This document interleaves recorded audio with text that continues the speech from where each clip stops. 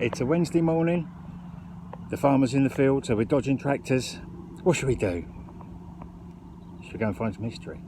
Come on. Well, all of you that watched my last video will know that I've had my my COVID vaccination.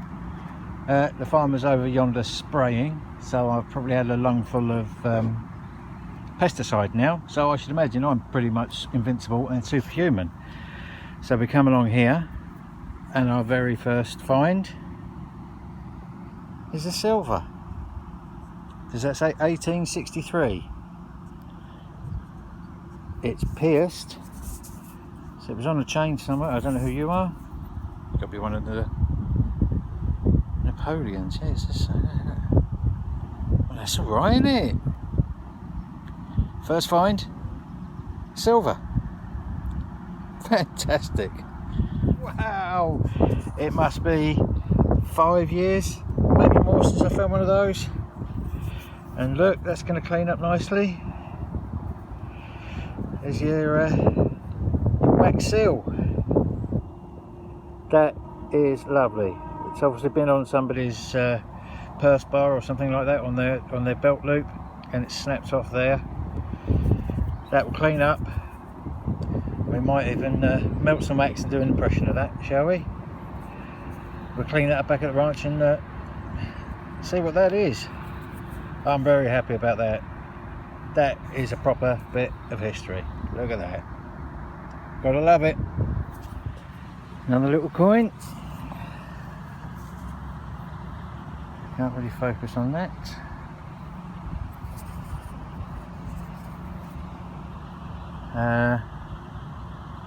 What does that say?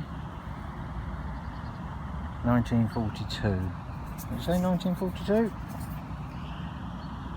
There or thereabouts. Okay.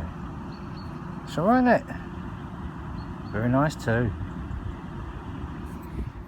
That's nice, one of them little lead stud buttons. That, you just pop that through a little slit in your clothes, and then that sits there like that, like a little button. Like the chefs, like modern day chef's jackets, chef's whites, they do exactly the same system. But that's old. You can tell by the lead, the colour of the lead, that's quite old. There's a few 100 years on that. It's nice, isn't it? I like them. Got 2 or 3 of them now. Maybe I should fix them on my cardy. Lovely. Little stud. Not the first time I've heard that either. Now if I'm clever and film it like that and go, oh, look at that bell, wonder if that ring, it's not good. 2/3 of a crotal bell. Could be worse. Could be worse. Don't think it's a decorated one, is it? No, I don't think so. Still nice. Still nice. From the same hole as the crotal belt, I went back over it and thought, well, just check the rest of it's not there. And we got that. I don't know what that is. There's a crown on it. It's a bit crusty there, so it might have, well, I think it's an old halfpenny, isn't it, with a crown at the top. It says something on it.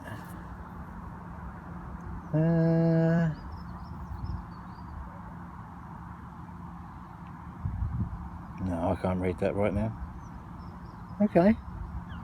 Half farthing. Half a farthing, is that right? Is there such a thing? Well, I've never heard of that. How interesting. Well, I'm happy with that.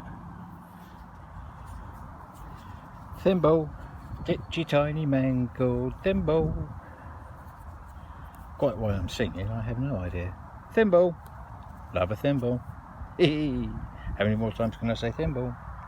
Thimble, thimble, thimble. Quite a few. Cool. Well, we can see it. It looks about the size of a dinner plate, so it's probably a penny. Let's go and have a look what it is, shall we? We go together. Scrubbity scrub scrub. It's kingy. Not that old. I haven't seen a penny for a long time, have we? It nearly blew me ears off. Scrub scrub. Let's have a look so we can see a year. 1920, 1921, we happy with that? 1921 penny. Happy days. Wind's getting up. There it is. Hello, sir. Good afternoon. Hey, sir. What? Now, I don't know what it is, but it's ringing up at 44 on the simplex. And that looks and feels like silver.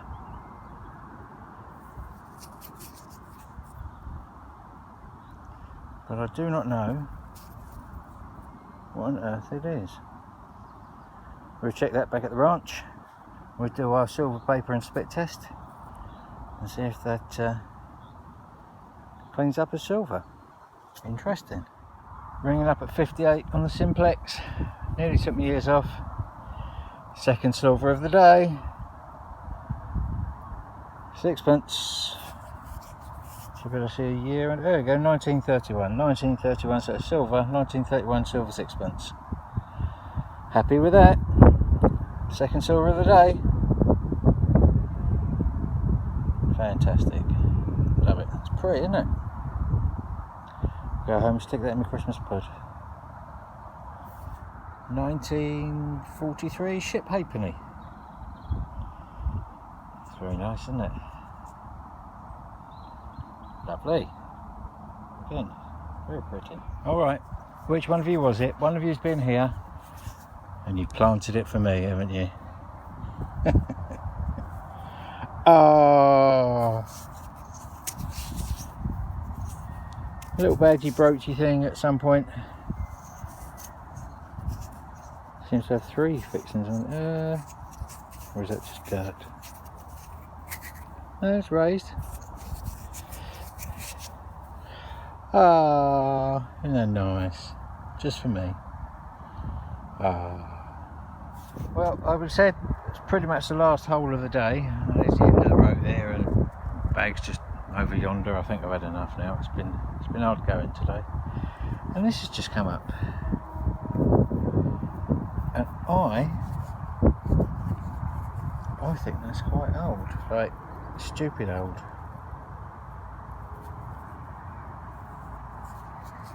I've seen that design before.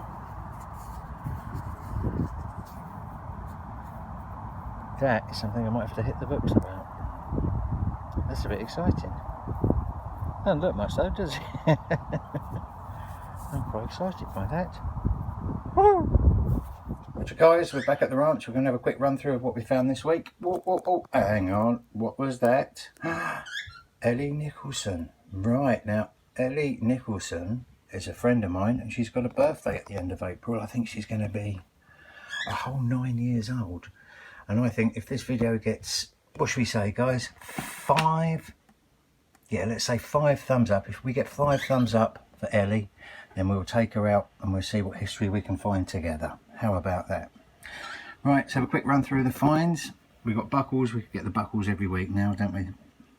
Any age they could be, we don't really know. They're not that old. That's what one of you guys planted, I'm sure you did. That's a mount of some kind. It's got fixings on all three sides, so it was mounted to something once upon a time. Yes, thank you, Bird. Thank you for that. Now you wouldn't want that coming towards you, would you? Look at the size of that, and that is seriously heavy. That's a big old bit of shot. 0.59 gauge, I believe. A couple of bits of pistol shot. Still, you wouldn't want those coming towards you either, to be honest. Scrap thimble. A little bit of a mouthpiece of a whistle. A couple of navy buttons. Lead seal. Haven't been able to find anything on this just yet. It's got an L and a K on it. It's old lead, but I have no idea what it actually is. That's a stud button, and judging by the colour of the lead, that could be quite old. I mean, if you had 4 or 5 of those down the front of your tunic or whatever, you'd know about it, because they are quite heavy. It's a nice thing though. There's a few of those I've got now. Quite like those. I thought that was something interesting. Turns out it's not. You spend a lot of time cleaning things, hoping to see things, and there's nothing there. And you just think, why do I bother? Now this is a little bit of silver. It cleaned as silver. It felt like silver at the time. It's stylised at the end there, but I don't know what it is. I think it was obviously folded in two once upon a time, and now it's just a bit of interest. Same with this. How about that for an unusual lead token? I think that's a flower pot. It's either a flower pot or it's aliens, but I think I'll stick with flower pot. Can't trace it, don't know what it's for. It's just a nice little thing. Lots of different coins, we'll come to those in a minute.